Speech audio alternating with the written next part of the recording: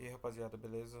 A gente deu uma pausa nos estudos de JavaScript, mas a gente vai voltar agora. A gente tinha parado por causa do final de semestre. Afinal, eu também sou aluno e, enfim, não estava dando para tocar o projeto. Agora a gente volta com mais força e agiliza as coisas. Não se atentem muito ao prazo, eu vou. A não ser que eu fale sobre isso, tá? Porque inicialmente era um mês só de estudos. Porém, como esse processo de training está sendo um pouco diferente dos outros, já que eu prefiro não só tipo falar estuda isso, que foi basicamente estar no plano de estudos, eu quero estar passando esses vídeos para vocês, mesmo que demore para produzir, porque eu acredito que a base da galera na síntese tem que ser mais sólida do que ela já é. Eu acho que a gente acaba negligenciando muitos aspectos que seriam básicos em outros lugares. E a gente não tem isso, né? A gente não tem esse básico, a gente não tem esses fundamentos. Então, eu acho que se a gente for devagar agora, não necessariamente isso vai atrasar a gente no futuro, beleza? É, é claro que vocês têm que continuar seus estudos antes mesmo de eu publicar esses vídeos. Porém, o projeto só vai iniciar quando eu terminar de publicar os vídeos. Então, vocês podem adequar seu ritmo a isso, né? Tendo esse conhecimento, vocês adequam o ritmo dos seus estudos a isso a isso que eu produzo, né? Os vídeos. É, então, enfim, eu já tinha gravado essa parte desse vídeo, tô regravando porque eu acho que é uma boa oportunidade, né? Tá aqui que a última edição foi em 26 de novembro e tal. Na real, eu já tinha criado lá pro dia 22. E, enfim. É, vamos lá então. O JavaScript, ele surgiu para ser uma linguagem de scripts para páginas web. É daí que vem o sufixo script. Esses scripts eles poderiam ser escritos direto no HTML e aí daí eles iam rodar assim que a página carregar. Scripts não são nada mais do que arquivos que a gente escreve, né? Programa. E a diferença dos scripts é que a gente executa eles sem precisar passar por alguma etapa de compilação. Então esse que é o bacana dos scripts. E uma curiosidade é que o Java, no nome JavaScript, ele veio à tona porque o JavaScript queria se aproveitar da alta que o Java tinha na época, né? Então aí eles tinham outro nome e daí eles trocaram para o JavaScript para se aproveitar um pouco desse hype. Vamos falar um pouco agora sobre como o JavaScript funciona. O JavaScript ele atualmente ele roda no servidor, ele roda fora do navegador, ele roda dentro do navegador. Então o JavaScript está em muito lugar. Muita coisa hoje a gente escreve com o JavaScript e quem torna tudo isso capaz são os motores. São os motores que fazem a magia do JavaScript. Os motores eles leem nosso código, eles transformam em código de máquina, eles executam, e, enfim, são os motores que são responsáveis pela magia do JavaScript acontecer. Então, os motores executam JavaScript e, como eu disse, JavaScript roda no navegador. E como o motor está no plural, você já percebeu que tem mais de um motor. O Chrome ele usa o V8, o Firefox o SpiderMonkey e sem delongar muito nisso, como nosso foco agora vai ser o JavaScript no navegador, a gente vai pensar no pouco, em um pouco que a gente consegue fazer com o JavaScript no navegador. E isso seriam coisas como adicionar ou remover elementos HTML em uma página, mudar o conteúdo da página, modificar o estilo da página, reagir a ações dos usuários, como clicar em algo, passar o mouse em cima, enviar um certo dado, que aí vai disparar uma certa ação, e por aí vai. Coisas que o JavaScript não pode fazer. A gente não consegue mexer nos arquivos do computador, o do computador que executa o código JavaScript, né? O navegador ele só permite um acesso muito limitado à manipulação dos arquivos, beleza? Ele também não permite receber dados de outros sites e até dá, mas vamos ter que realizar algumas contramedidas, enfim. O JavaScript também não consegue saber nem interagir com outras abas abertas no nosso navegador. E se você pensar bem, tudo isso são medidas protetivas. Porque se uma aba pudesse saber o que está rolando em outra aba, isso traria muitos problemas. Imagine que eu estou numa aba de um site que é inseguro, que é um site que eu não conheço muito bem, e eu tô com outra aba do meu banco aberta. Esse site inseguro que eu tô, se ele soubesse o que eu estou fazendo no site do meu banco, vocês não concordam com isso levaria a muitos problemas? Então, essas limitações são medidas protetivas. E elas só existem, né, essas limitações só existem enquanto a gente trabalha no navegador. Com o JavaScript fora do navegador, a gente pode fazer muito mais. Agora falando um pouco sobre da onde vem o JavaScript, né? Então a gente tem o ECMAScript, que é uma publicação, né? É uma definição formal da linguagem JavaScript. Então, quando você vê o ECMAScript, você pode ler como sinônimo de JavaScript. E o ECMAScript ele é a padronização formal, ele é o documento formal que define a linguagem de JavaScript, beleza? Então, esse documento está aqui disponível se vocês quiserem dar uma olhada. Só que é uma leitura muito maçante, técnica. Então, quando eu tenho uma dúvida na linguagem, quando eu quero saber exatamente algo do JavaScript, eu não costumo vir no site do ECMAScript para ler algum padrão. Tava carregando aqui, tá aí a definição da linguagem ECMAScript, a última versão que lançou de junho de 2022 e tal. E não é aqui que eu costumo vir. Eu vou nesse próximo slide aqui, que é a documentação na MDN. A documentação na MDN é, é uma documentação menos rígida, tipo, é uma definição técnica também, só não tão formal quanto a do ECMAScript, já que ele é um documento regido por uma organização, tal, tem diversas diretrizes que eles têm que seguir para fazer aquilo. Então é um padrão formal e difícil de se ler. Eu costumo vir aqui no MDN, que seria a Mozilla. A Mozilla, que é a empresa que faz o Firefox, tem esse site que tem uma documentação sobre algumas linguagens, não só JavaScript. Tem documentação sobre a linguagem de marcação, que é o HTML, a linguagem de utilização, que é o CSS, e enfim. É uma documentação muito bem escrita, fácil de se entender, não tem muita complicação. Eu costumo vir aqui para tirar alguma dúvida. O que eu não costumo fazer é vir direto no site da MDN e vir aqui e pesquisar aqui em cima. O que eu costumo fazer é. Eu vou no Google e vamos supor que eu quero saber sobre. Deixa eu ver. Sobre o for each, que é um loop do JavaScript. Eu coloco MDN, JS de JavaScript, JS de JavaScript, ou JavaScript, tanto faz. Na real, você nem precisa colocar JavaScript, se você não quiser especificar, ele vai achar os primeiros resultados em JavaScript. Então coloca MDN for each. Daí tá aqui os resultados. Enfim, aqui um outro exemplo, né, tá aqui, que é o AW3 Schools. É, Só que eu não acho que, tipo, que é uma documentação muito boa, beleza? Eu mesmo já achei alguns erros lá, enfim. Eu costumo ir aqui na MDN, que é onde eu confio mais, beleza? Tem algumas outras soluções de documentação muito boas, só que eu acho que essa aqui é bem cômoda, então eu tô recomendando pra vocês, beleza? Vamos continuar então. Para adicionar nosso JavaScript numa página HTML, que é o nosso foco agora, já que é o JavaScript no navegador, eu vou criar um, um diretório aqui para adicionar um código JavaScript. Então, eu tenho essa página aqui. Eu vou rodar ela no meu navegador para vocês verem que tá tudo certo aqui. Barra temp playground index.html. Então tá aí Hello World. E vamos supor que eu quero começar a adicionar JavaScript nessa página. Então, como está aqui no slide, a gente usa essa tag script.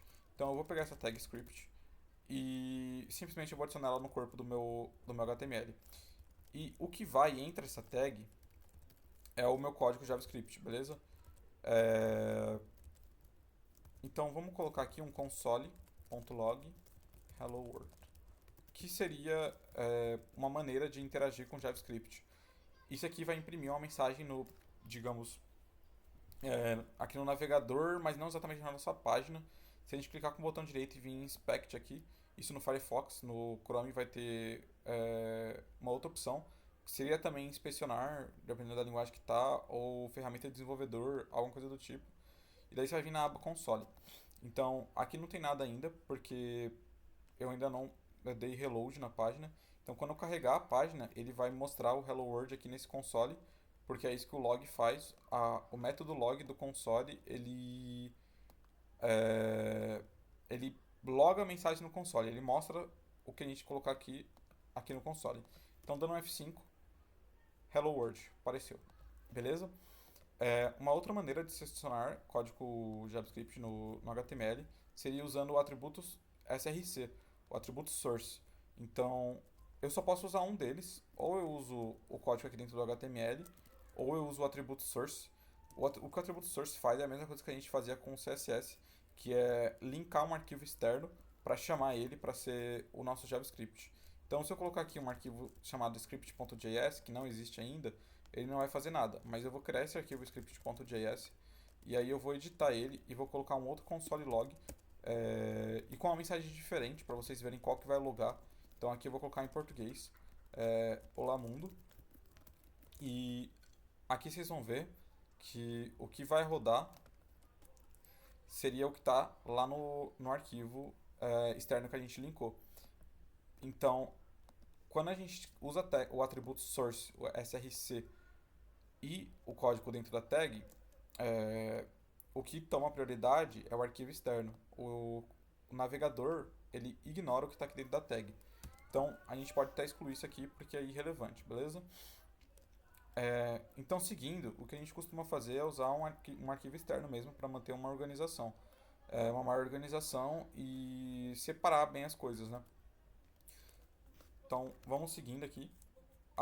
Sobre o ponto e vírgula, vocês viram que eu coloquei o ponto e vírgula aqui no final de uma instrução para o JavaScript. E, na verdade, isso aqui é opcional. Se eu salvar aqui sem o ponto e vírgula, ele vai continuar rodando normal. Tá vendo? Eu dei reload e ele continua rodando normal. Porém, por ser opcional, isso acaba causando muito erro de gente que acha que a melhor opção é deixar o próprio JavaScript entender onde acaba uma instrução e onde começa a outra. Então, por exemplo, eu tenho aqui um exemplo no slide que seria esse código aqui, que seria o alert hello.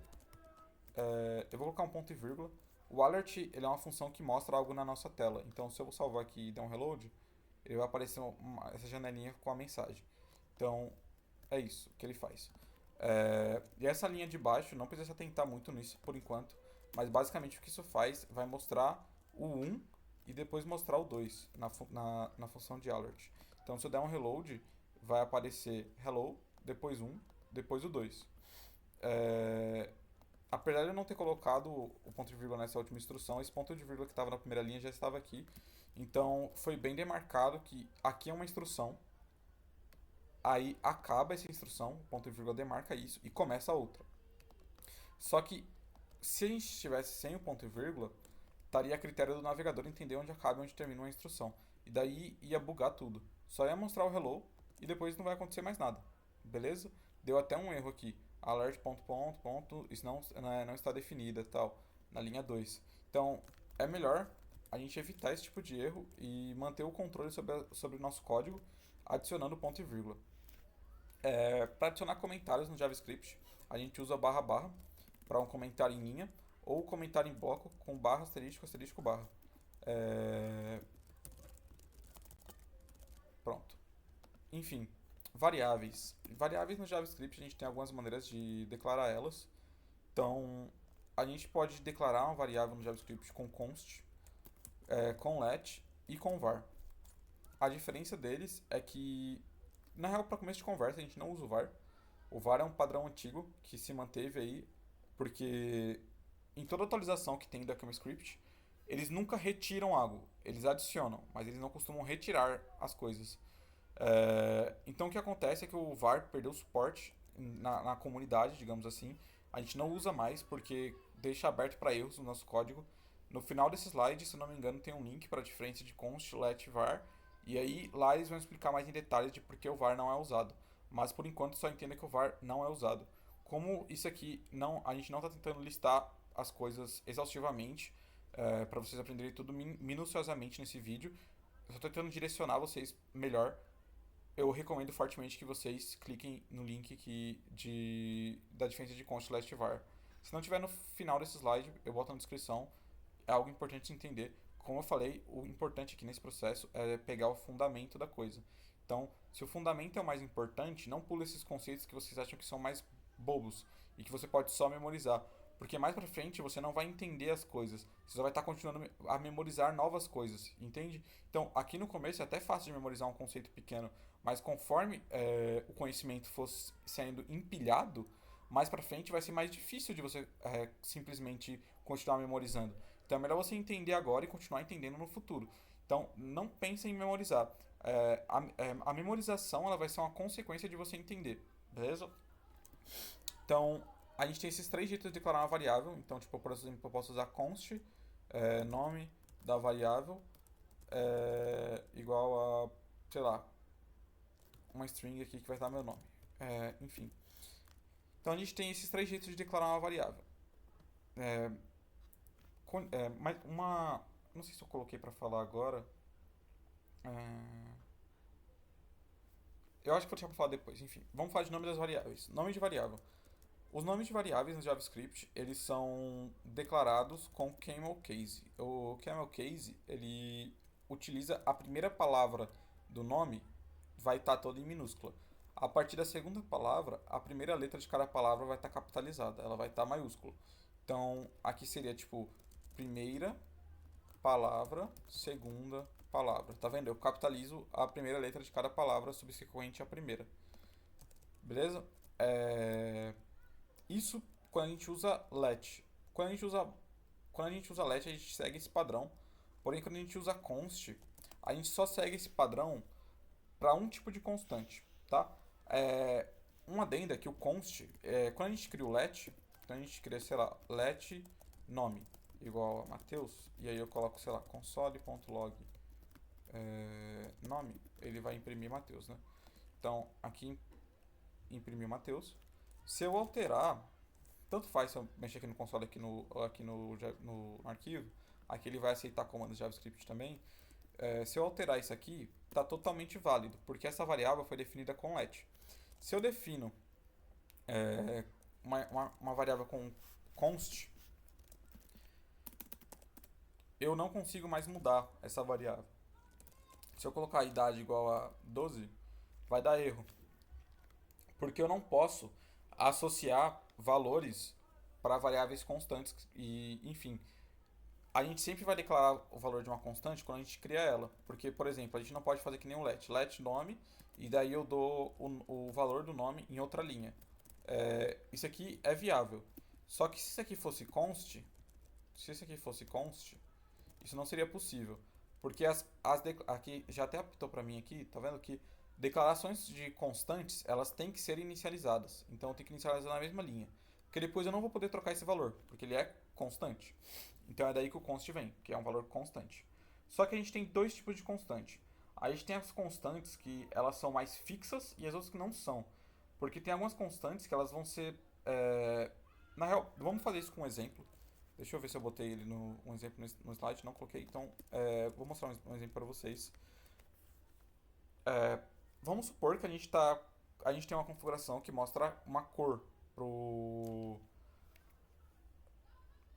deixa eu ver. Na real, vamos ver uma configuração que a gente vê, sei lá, horas do dia é uma constante, correto? É uma constante porque nunca muda. Então, em um dia, a gente tem 24 horas e sempre vai ter 24 horas no dia. Então, quando eu tenho uma constante que ela definitivamente nunca vai mudar, a gente declara ela com letra maiúsculas e separa as palavras com underline. Então, horas no dia seria igual a 24, tem 24 horas no dia. Só que tem um outro tipo de constante que seria, por exemplo, vamos supor que eu sou um aluno e o meu tempo de estudo em um dia é o tempo livre que eu tenho com base na hora atual. Então, se eu acordo meio-dia, eu tenho mais 12 horas de estudos. Então, as minhas horas de estudo são o que estiver de hora no dia. Livres, né? A partir da hora que eu tô. Então, meu tempo de estudo vai ser igual a horas no dia menos a hora atual. Então, supondo que existe essa variável hora atual. Mas essas duas constantes eu declarei uma com camel case e uma desse jeito aqui, porque elas são diferentes. Horas no dia sempre vai ser 24, mas tempo de estudo ele vai mudar conforme a hora que eu executar esse código, correto? Então, isso aqui são tipos de constâncias diferentes, tá? Então, a gente tem que ter uma certa é, percepção de quando usar um e quando usar outro, beleza? Porém, como a gente está desenvolvendo em equipe, claro que se você usar um e alguém pensar que você devia estar usando o outro, a gente resolve no diálogo e é bom que a galera aponte o erro, que você já começa a corrigir para suas futuras bases de código tá tudo correto, beleza? E, enfim, um outro exemplo do benefício de declarar uma constante no código, por exemplo, como essa constante tempo de estudo aqui depende da variável hora atual, tudo bem, você entende que a gente vai definir essa constante para isso. Mas por que a gente definiria uma constante para horas no dia? Não é só usar 24 em todo canto do código? Na real, não. Porque, enfim, vamos usar um exemplo com cor. Agora a gente pode usar aquele exemplo com cor que eu estava pensando antes. Então vamos supor que a gente está fazendo um site lá tal e em algum momento a gente usou a gente está usando JavaScript e tal, e a gente vai usar uma cor laranja. E essa cor é uma cor vermelha, e a cor vermelha ela é definida segundo o código de cores, né, hexadecimal, RGB hexadecimal. A cor vermelha ela vai ser a cor F00, beleza? Até deu uma colorida com um negocinho aí do meu editor.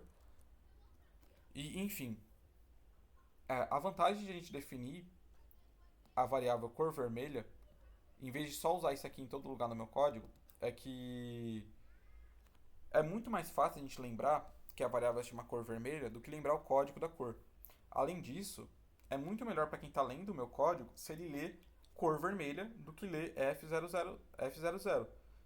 Então, a cor vermelha ela tem muito mais sentido do que o código da cor vermelha, tá? Então, isso são os benefícios de criar isso como uma constante. E aqui seria uma constante de letra maiúscula, porque a cor vermelha nunca vai mudar, beleza? Ela nunca vai mudar, a cor vermelha é essa. Então, a gente pode ter algumas variações de cor vermelha e tal, mas, enfim, essas cores não mudam, tá? Elas não dependem de algum cálculo e tal.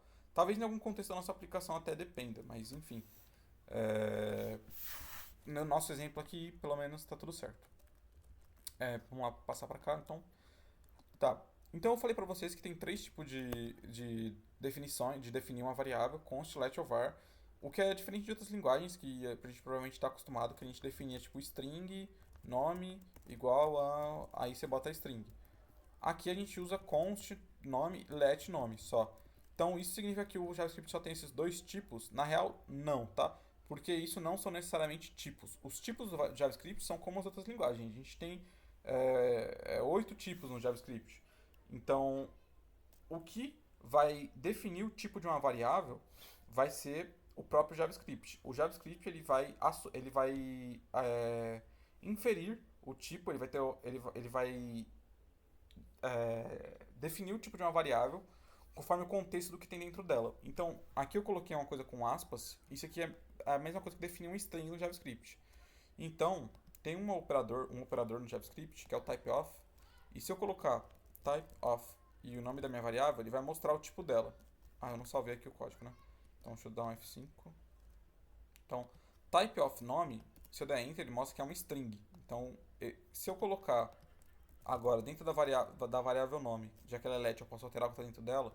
Se eu botar um número agora, o typeof nome vai falar que é um number. Então, a gente já foi apresentado dois tipos do JavaScript. Tá? Essa propriedade de definir o tipo de uma variável a partir do que tem dentro dela, a gente dá um nome para as linguagens que tem isso, e diz que essas linguagens são dinamicamente tipadas, beleza? E continuando, eu já falei do typeof, e os tipos de dados que tem no JavaScript, como você viu, um deles é o number para números, e a gente usa number para números inteiros, números quebrados, tal. A gente tem alguns tipos especiais como not a number, not a number, o infinity e o menos infinity. O infinity seria quando a gente divide 1 por 0, tal. O menos infinity quando a gente divide menos 1 por 0. O not a number é quando a gente tem um erro ou quando a nossa operação é indefinida. Por exemplo, 0 sobre 0 dá not a number. E se eu tiver, sei lá, deixa eu dar um F5 aqui para recarregar e meu nome voltar a ser É uma string. Se eu tiver nome dividido por 2, dá nota number, porque são tipos diferentes. Eu não consigo dividir um string por um número. Beleza? Dá nota number. Não é um número o que isso aqui me retorna. É, Continuando, a gente tem outros tipos, né? Eu falei pra vocês do tipo number, do tipo string já, né? Tem o tipo big int, que são para inteiros muito grandes e tal. E, enfim, a gente só usa quando tem inteiros muito grandes, não tem muito o que dizer sobre isso. Tem o boolean, que é para valores verdadeiros ou falsos. Então seria let, vamos colocar isso aqui como true ou false, beleza? Então isso daria o tipo boolean, que é o normal de toda linguagem que eu conheço, pelo menos. Não me vem nenhuma na cabeça agora que é diferente. O boolean é sempre dois valores. É por definição isso, né? Enfim, a gente tem o tipo null. O tipo null ele é diferente de outras linguagens porque, por exemplo, aqui ele vai ser um valor especial que ele vai representar um valor desconhecido ou vazio. Vamos supor que eu declarei essa variável letNome sem dar valor para ela. E antes disso, deixa eu mostrar para vocês o próximo tipo, que é o undefined. Então, o undefined, ele é o que tem quando a gente declara uma variável e não dá um valor para ela. Então, esse é o tipo de uma variável que a gente não deu um valor para ela. Então, o type of name é name? É nome. Type of nome, eu não salvei de novo, perdão. O type of nome é undefined, porque a gente não inicializou ele com nada.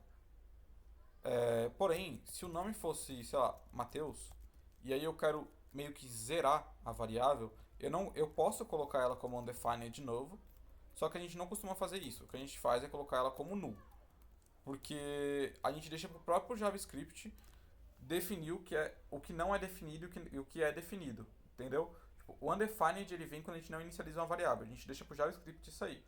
Quando a gente quer zerar uma coisa, a gente usa o null, tá? Então mantenham isso em mente. Um sétimo tipo seria o object. E um oitavo tipo seria o symbol. Esses dois tipos a gente vai se aprofundar mais pra frente. Então eu não vou falar muito sobre eles agora. Basicamente, o object, diferente dos outros tipos que vieram antes, ele é um tipo que não é um tipo primitivo. Porque a gente chama os outros tipos de primitivos, esses todos aqui, porque ele só contém um tipo de dado, mas o object pode conter mais de uma coisa.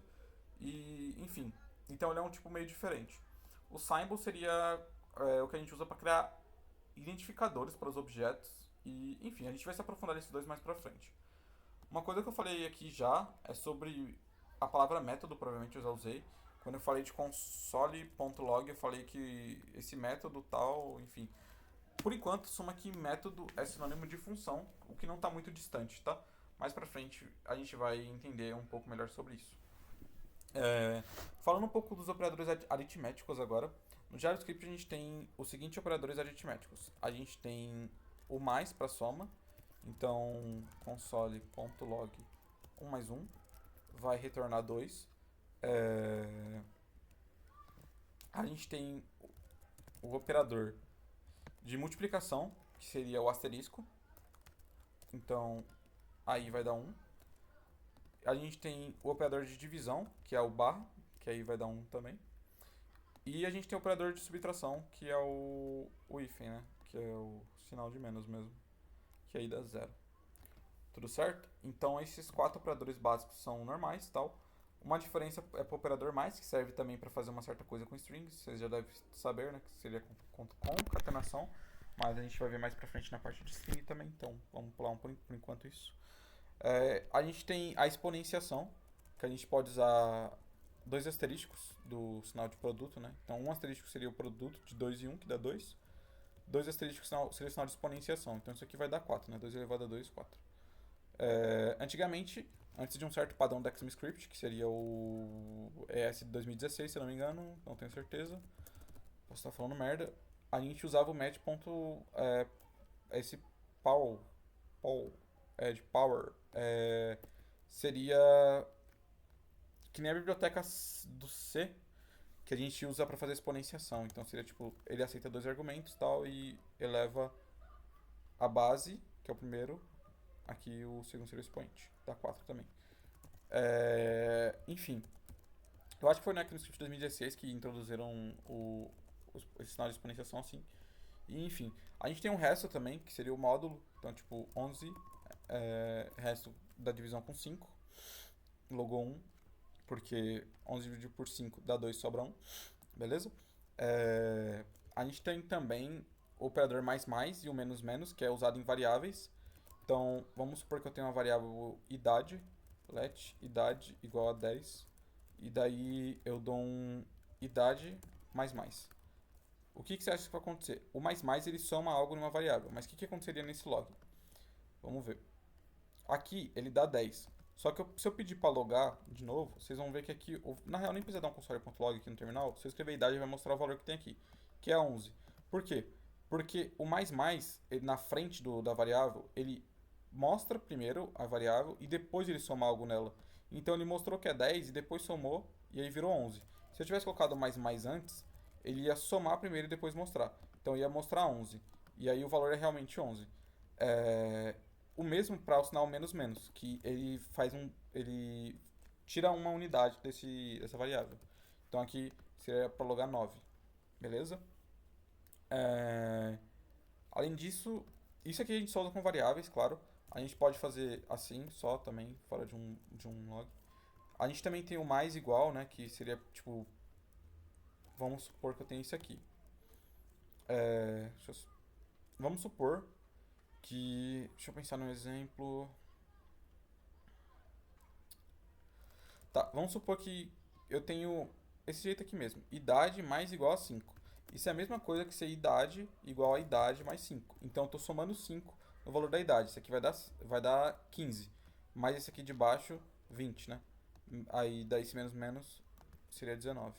Isso aí. Isso aqui também eu posso trocar o sinal de mais por de vezes, pelo de menos e tal. E, enfim, isso aqui sempre vai ser equivalente a alguma coisa nessa estrutura aqui da linha de baixo, da linha 3. Beleza? A gente tem também, deixa eu ver, a precedência dos operadores. A precedência é normal. Primeiro a gente faz multiplicação e divisão, depois soma e subtração. Se a procedência for a mesma, a gente lê da esquerda para a direita e aí o que vem primeiro, tipo, vai ser feito primeiro. A gente tem alguns operadores de comparação, que é para a gente ver quando uma coisa é igual ou menor que outra. Então vamos supor que eu tenho essa idade aqui, e eu quero ver se essa idade que é 10 é maior que uma outra idade que, sei lá, vamos supor que eu não sei que a idade é 10 e eu quero ver se ela é maior que um valor, tipo, sei lá, 1. Então, idade é maior que 1, isso aqui retorna true, porque o JavaScript ele sempre retorna algo. Então, sempre que a gente faz uma operação, ele retorna algo. Então, pensa em uma função, isso aqui sempre retorna algo. Idade mark 1 retorna o quê? Retorna um valor booleano, para ver se isso aqui é verdade ou falso. Como isso aqui é verdadeiro, ele retornou que é verdade. 10 é maior que 1. Beleza? Então, o sinal de maior já é uma comparação. O sinal de menor é outra. O sinal de igual, a gente não usa só um sinal de igual, porque só um sinal de igual quer dizer que a gente está atribuindo alguma coisa, né? Então a gente estaria falando que a idade vai ser igual a 1. Mas para a gente saber se eles são iguais, né? Se a idade tem o valor 1, a gente usa dois sinais de iguais. Então a gente vai ver se idade vai ser igual a 1. Isso aqui vai retornar falso, porque a idade é 10. A gente tem um outro tipo de igualdade que é o estritamente igual, que a gente usa três sinais de iguais. Porque os dois sinais de iguais, vamos supor que eu tenho isso aqui. Eu tenho a string 10. E aí eu vou ver se a idade é igual a 10. Isso aqui vai retornar true, porque ele vai checar só os valores das variáveis. Ele não vai checar os tipos. Para checar os tipos, a gente usa três iguais. Então ele vai ver se o valor que está nessas variáveis é o mesmo, que é 10, e se o tipo delas é o mesmo. E não é, porque uma é string e outra é um number. Então aí, isso aí vai mostrar falso. Geralmente a gente vai usar três iguais para evitar qualquer tipo de erro, beleza? E para mostrar diferente, isso aqui é para ver se é igual. Para a gente ver se é diferente, a gente tira o primeiro sinal de igual e troca para um sinal de exclamação. Então, esse ponto de exclamação vai ver se eles são estritamente diferentes. E aí vai dar true. Eles são diferentes, eles são estritamente diferentes. Eles têm o mesmo valor, mas eles têm tipos diferentes, então eles são diferentes. Se eu tivesse deixado só um sinal de igual e o ponto de exclamação, ele veria se só os valores deles são diferentes. Isso aqui vai dar false, porque eles têm o mesmo valor, que é 10. O que muda é o tipo.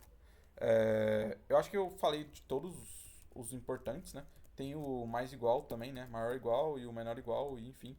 É, vamos continuar aqui. Operadores de comparação, já falei. Numbers, vamos pegar um pouco mais sobre os numbers. Então, como eu estava falando, a gente tem o operador de mais para fazer soma. Ele também faz concatenação, e a gente vai ver isso um pouco mais no próximo slide sobre strings, eu acho que é o próximo, né?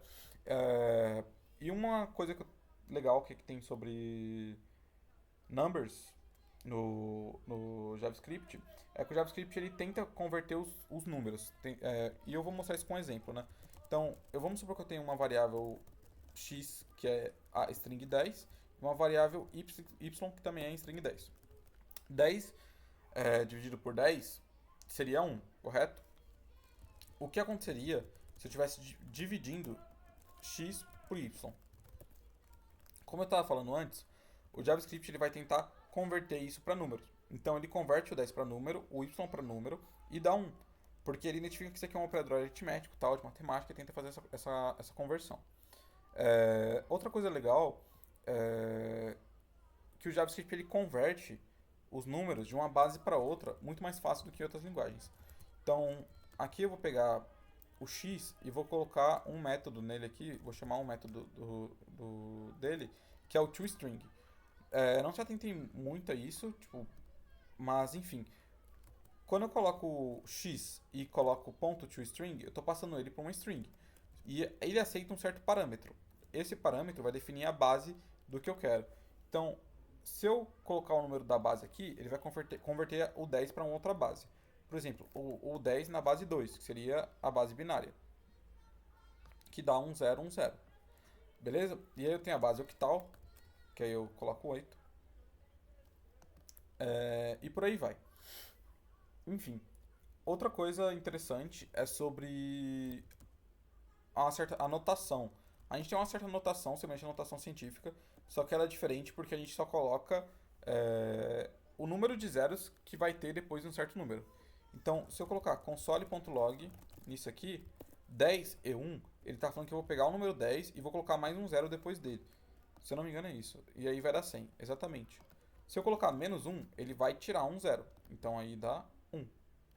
Se eu tiver um outro número aqui, não necessariamente o 10, por exemplo, 35, isso aqui teria dado 3,5.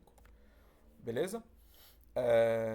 Falando um pouco agora sobre as strings, vamos pegar um outro exemplo para mostrar alguns métodos que as strings têm. Então, vamos supor que eu tenho uma string e aí eu estou declarando ela como const para vocês perceberem que esses métodos eles não alteram a string, eles retornam uma nova string. Então, vamos pegar essa string chamada que eu estou chamando de pato e aí vamos já falar sobre alguns tipos de maneiras de definir uma string. Eu estou definindo sempre como aspas, mas tem outro jeito de definir que é com a aspas simples, né? Que seria assim. E é totalmente válido também, beleza? Um outro jeito é usando crase. E se eu usar crase, eu tenho um tipo de string diferente. Quando eu uso aspas e aspas dupla e aspas simples, tanto faz.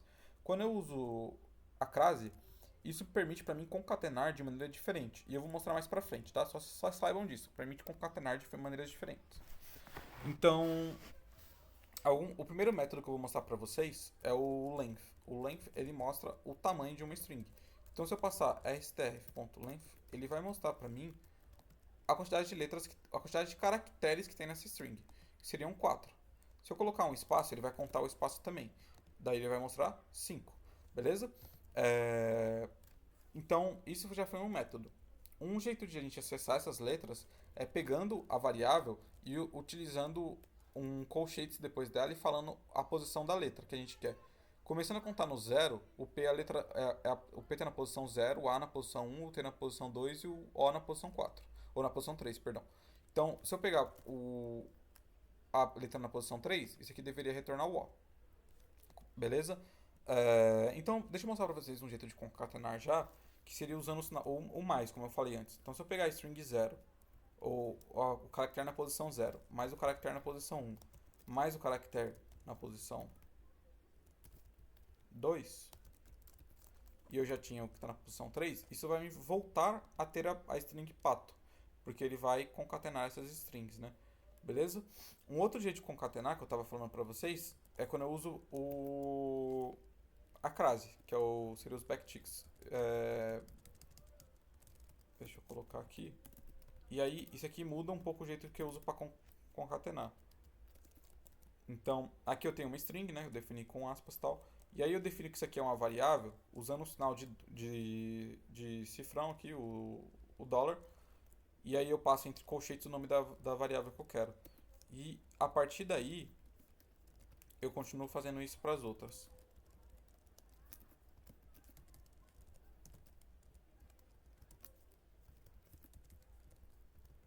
E isso aqui vai me voltar a dar string pato também. Beleza? Então são dois jeitos de concatenar.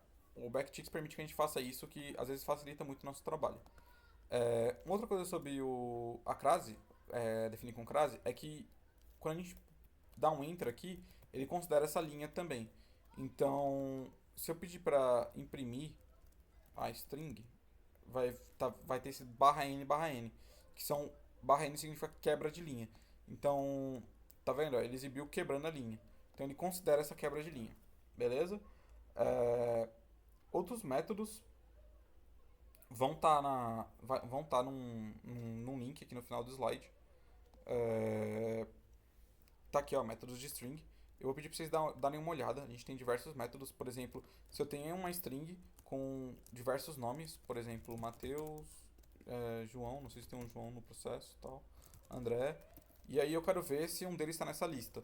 Daí eu pego e falo console.log str.includes, e aí eu quero procurar, sei lá, o João.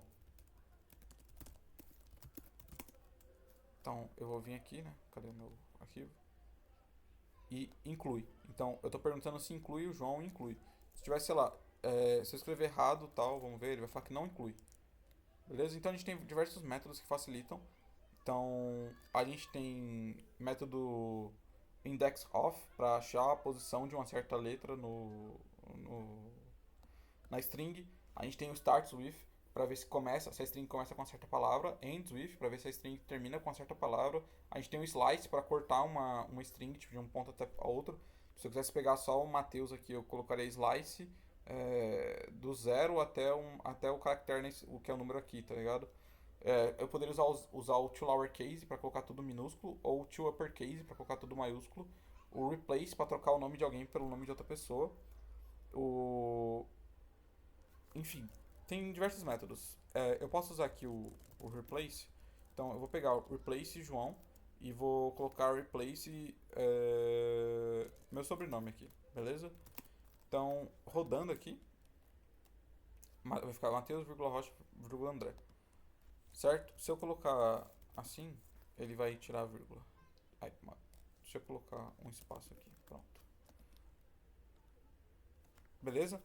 Então, eu vou querer que vocês deem uma olhada na precedência de operadores, só para vocês passarem o olho e verem essa tabela que tem aqui na W3 Schools, só para vocês verem a procedência de operadores. Vejam o que significa o useStrict. E além disso tem os métodos, né, de strings que está aqui aberto já. E deem uma olhada, brinquem um pouco com isso. Tipo, não precisa. Se você achar que não precisa, fica a seu critério, óbvio. Se você achar que não precisa, não segue o tutorial, tipo, codando do lado, mas pelo menos lê esse artigo. E, enfim, as referências que eu peguei foi esse site javascript.info, que é um ótimo lugar para começar a aprender JavaScript. E como eu esqueci de botar o link a diferença de varlet const, eu vou colocar aqui e aí vai estar aqui depois, tá? Não está aqui no vídeo, mas vai estar aqui.